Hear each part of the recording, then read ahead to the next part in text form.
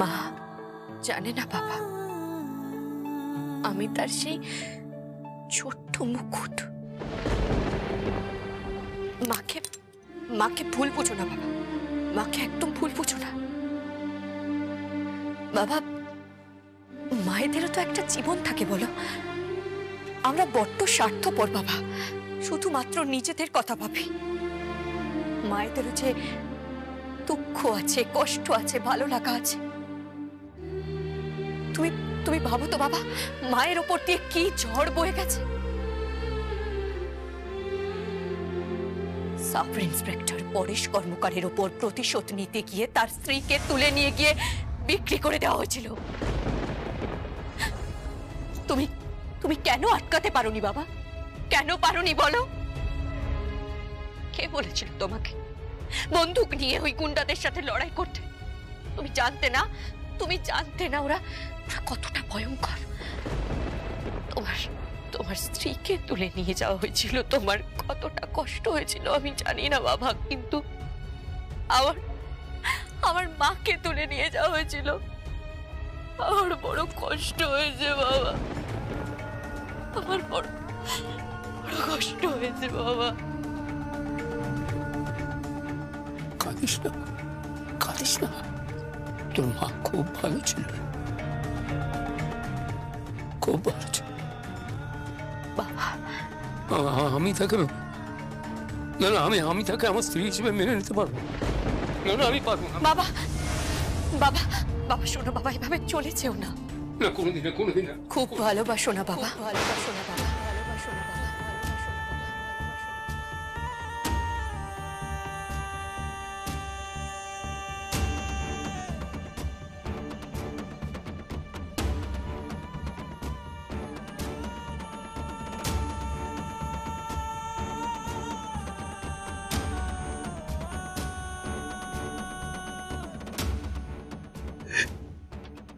খুব ভালোবাসি তোমাকে,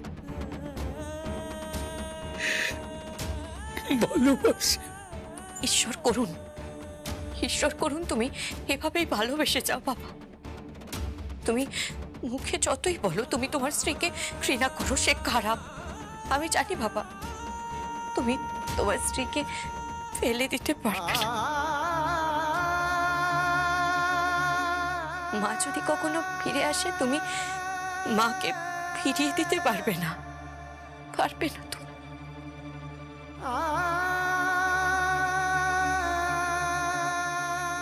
তবে ওই পাচারের সাথে যারা যারা জড়িত আছে তাদেরকে আমি আজও পাগলের মতো খুঁজছি বাবা। যেদিন তাদেরকে আমি পাবো তাদেরকে আমি শুট করে দেব। এই বড়ুই বাজারে তাদের লাশ পড়ে থাকবে। সাব ইন্সপেক্টর পরেশ কর্মকারের স্ত্রীকে যারা কিডন্যাপ করেছিল, পাচার করেছিল, তাদের এই পৃথিবীতে বাঁচার অধিকার নেই, অধিকার নেই তাদের বাঁচার।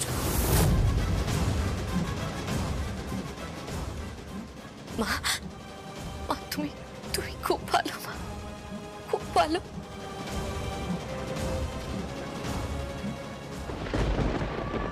বাবাকে ওই বুঝো না, খুব ভালো, খুব ভালো।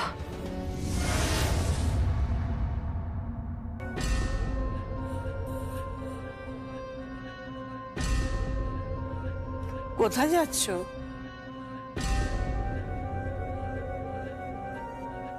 অফিসে। তোমাদের অফিসে কি কোনো গন্ডগোল হচ্ছে?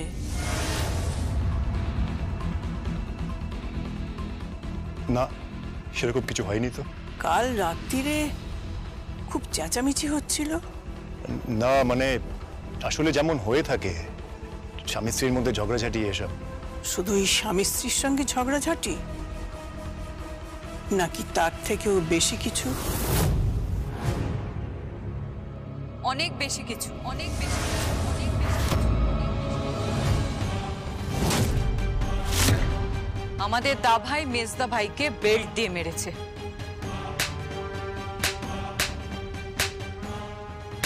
কি? হ্যাঁ, বেল্ট দিয়ে মেরেছে, চাপকেছে। সে কি? কেন? মুকুটের কথা। মেজদা ভাইয়ের সাথে মেজো বৌদির একটু ঝগড়া হয়েছিল, তা নিয়ে বাড়িতে একবারে তুলকালাম হয়েছে। আয়ান, তুমি মুকুটের কথায় ভাইকে মেরেছো? ঠাম্মি, শ্রেয়ান মদ খেয়ে বাড়িতে এসে নিজের স্ত্রীর সাথে ঝগড়াঝাটি করেছে, অসভ্যতামি করেছে, ইভেন গায়ে হাত তোলার। তাতে তোর কি?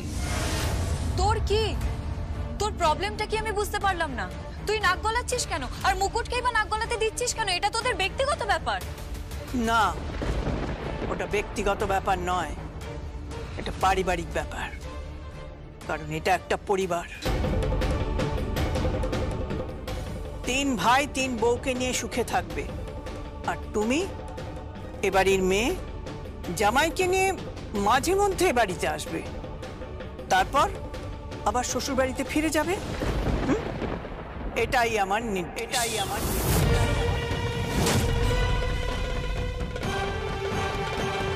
মুকুট, মুকুট মুকুট বাড়িতে নেই ঠাম্মি,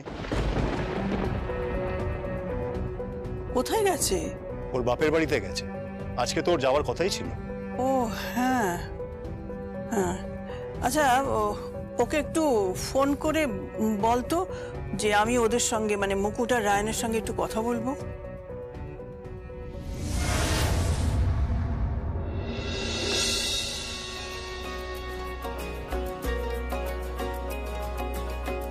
কি হলো কি?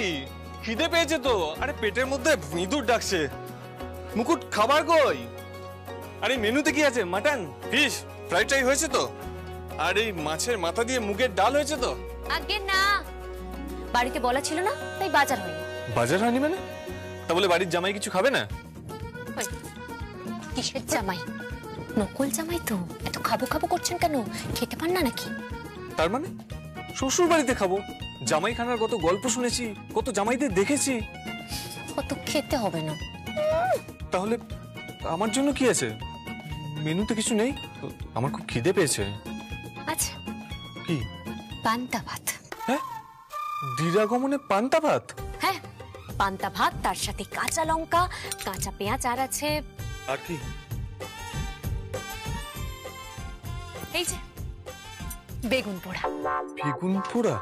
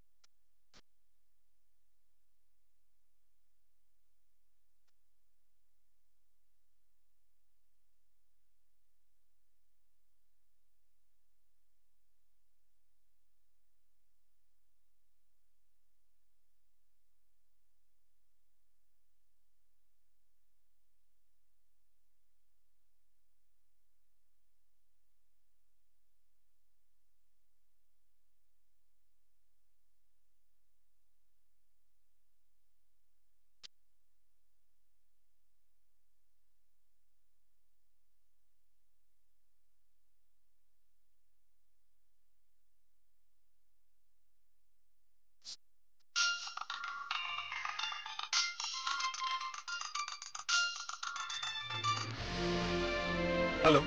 হ্যাঁ হ্যালো, তুই কোথায়? এই তো আমি মুকুটের বাড়িতে। ও তা কি করছিস?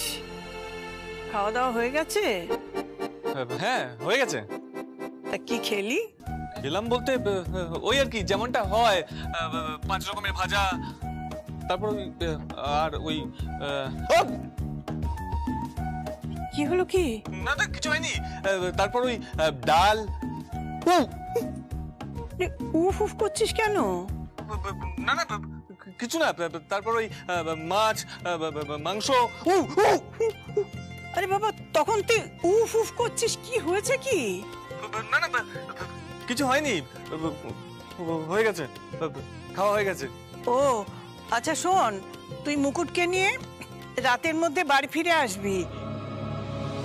তোদের রেজিস্ট্রিটা হবে।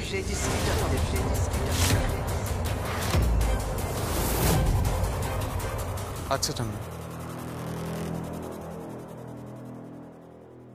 আপনি মিথ্যে কথা বলছেন, গুরুজনদের মিথ্যে কথা বলছেন। তা কি বলবো? হ্যাঁ, ওই পান্তা ভাত, কাঁচা লঙ্কা, কাঁচা পেঁয়াজ, বেগুন পোড়া খেয়েছি। ও, আর কি জুটবে কি?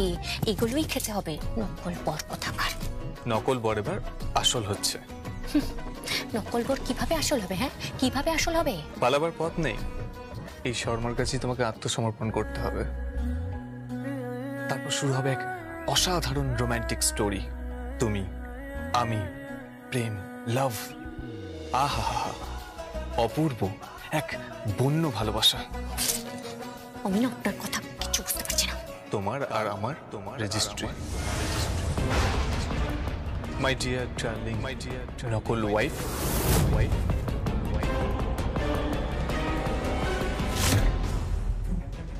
বিয়ে তো আমি করবো না, সংসার আমি বাঁধবো না। আমার মিশন অন্য কিছু। আগে আমি আমার মায়ের সংসার ঠিক করি,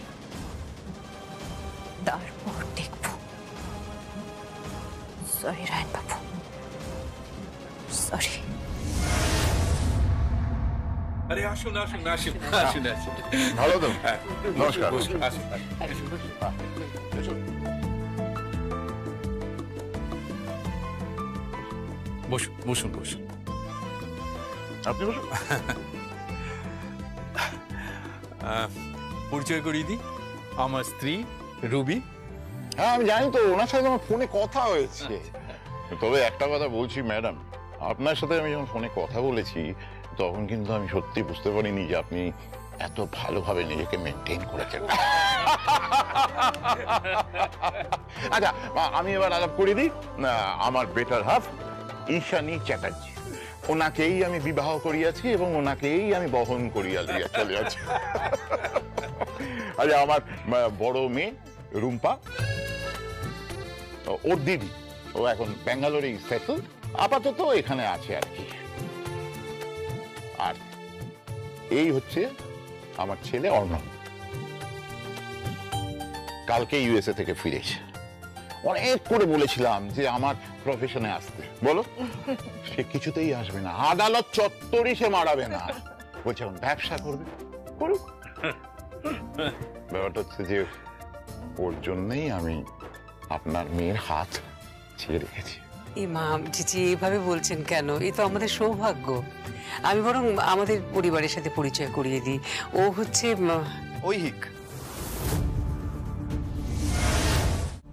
ঐহিক ব্যানার্জি, সন অফ প্রীতম ব্যানার্জি। আর আমি ওর স্ত্রী মৌলি, প্রীতম ব্যানার্জির পুত্রবধূ। আর ও হচ্ছে আমি মেহেক, ঐহিক ব্যানার্জির বোন। পিতৃ পরিচয় তো পেলাম, মাতৃ পরিচয় তো কেউ দিলেন না।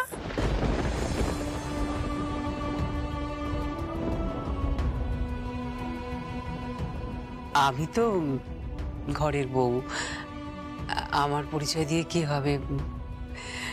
আমরা যারা হোম মেকার তাদের পরিচয় তো ওরা পরিচিত হয় না।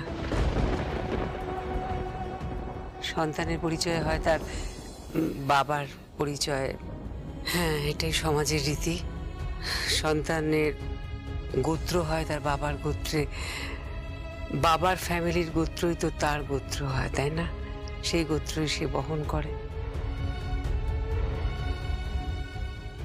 আমি আমি সামান্য একজন হাউসওয়াইফ। সামান্য? কি বলছেন কি আপনি? আপনি রুবি ব্যানার্জি, আপনি এত বড় একটা কাজ করছেন, এত বড় একটা এনজিও চালাচ্ছেন, এতগুলো মেয়েকে আপনি আপনি তাদের জন্য কাজ করছেন, এটা সামান্য হতে পারে?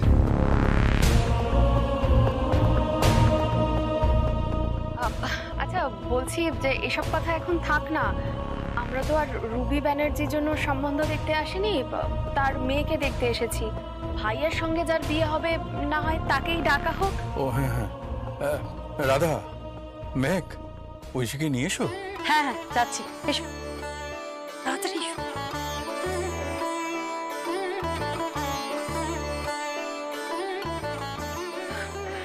কদিন আগে আপনাকে দেখছিলাম নিউজ পেপারে, একটা ছোট্ট ছবিও বোধহয় বেরিয়েছিল। মানে রথযাত্রার সময় বোধহয় কিছু সমস্যা হয়েছিল, ওই গুন্ডারা আপনাকে বোধহয় আক্রমণ করেছিল আর কি। বাবাকে তো আমি বলছিলাম যে এ বাড়িতে ভাইয়াকে বিয়ে দেওয়াটা বোধহয় ঠিক হচ্ছে না।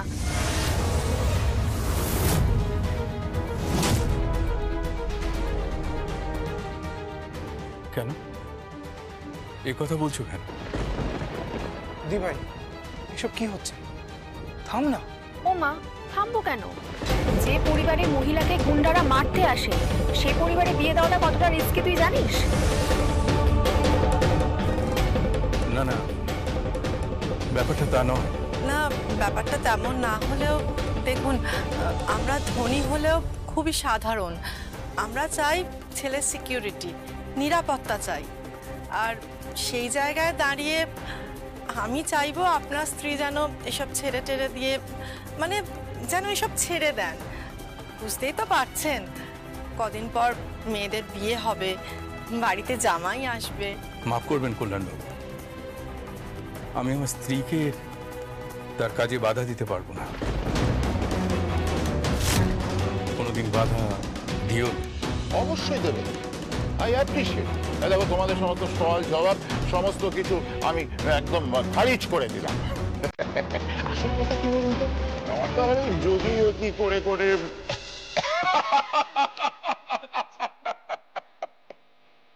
এসো মা, এসো এসো, বসো এসো, বসো।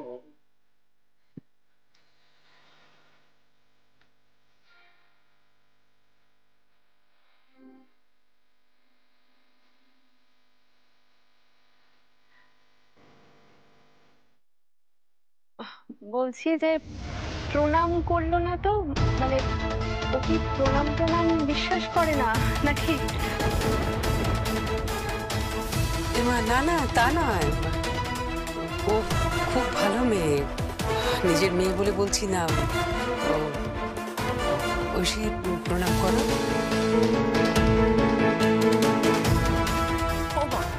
এসব আবার বলে দিতে হয় নাকি? না, বলে দিতে হবে কেন? ও একেবারে বাঙালি, সংস্কৃতি মনস্ক।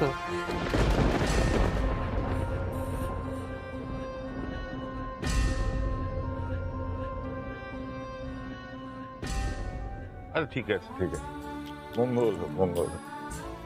থাক থাক থাক, আচ্ছা ঠিক আছে ঠিক আছে।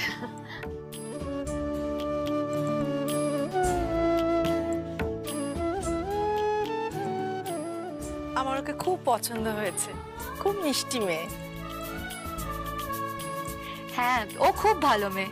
শুধু ভালো মেয়ে হলে তো হবে না, ভালো বউ হতে হবে, ভালো করে সংসার করতে হবে, রান্না বান্না করতে হবে। না মানে ওই প্রয়োজন পড়লে আর কি, বুঝতে পেরেছো তো? দি ভাই, তখন থেকে তুই টকটক করে কথা বলছিস কেন? প্লিজ চুপ কর না। আমি বলি কি, তোমরা দুজন কথা বলো, আমরা বরং পাশের ঘরে যাই। না না, আমি একটু ওর সাথে কথা বলবো। তুমি রান্না বান্না জানো?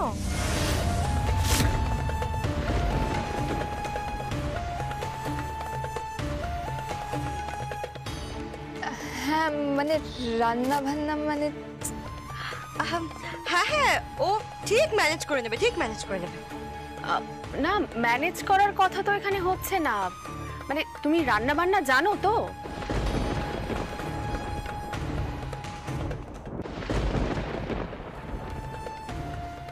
জানে জানে, ও সব রান্না বান্না জানে। হ্যাঁ, আমার বোন কিন্তু অলরাউন্ডার, ও কিন্তু সব পারে। বাহ, তাই নাকি? তাহলে তুমি বলো তো, কই মাছের হরগৌরি কিভাবে বানায়?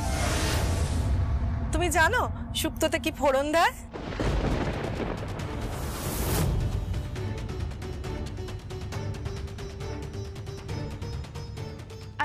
তুমি সর্ষে বাটতে পারো?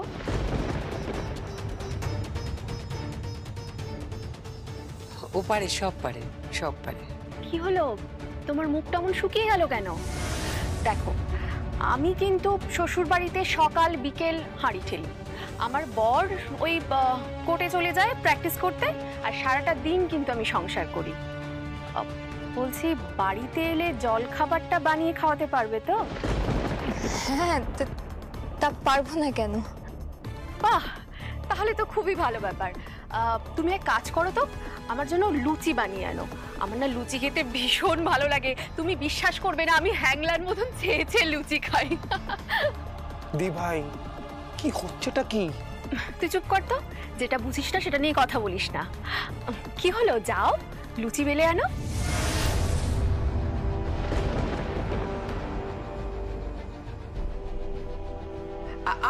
আমি নিয়ে আসছি। না না, আপনি কেন যাবেন? আপনি বসুন না। মৌলি, তুমি একটু দাঁড়াও এখানে। এই যে আমার ভাইয়ের হবু বউ, যাও লুচি বানিয়ে আনো।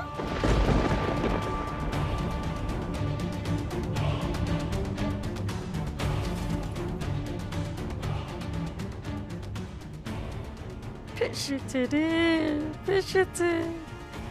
ও তো লুচি বেলতে জানে না। এবার কি হবে? হ্যাঁ, যাচ্ছি।